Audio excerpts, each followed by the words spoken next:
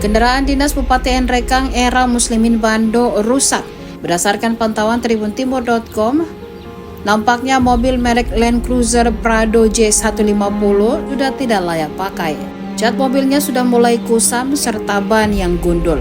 Beberapa part di bagian mesin nampak mengeluarkan oli, kemudian pada jok mobil sudah keriput dan bernoda.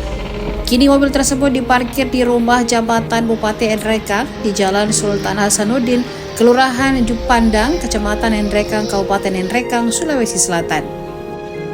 Kepala Bagian Umum Pemkab Nrekang, Umaruddin, membenarkan jika randis tersebut mengalami kendala pada bagian aki mobil. Umaruddin mengatakan mobil tersebut dibeli Pemkab Nrekang sudah 10 tahun yang lalu atau periode pertama Muslimin Bando. Berdasarkan data yang dihimpun Tribun Timur, harga mobil Land Cruiser Prado pada tahun 2010 sebesar 2,1 miliar rupiah.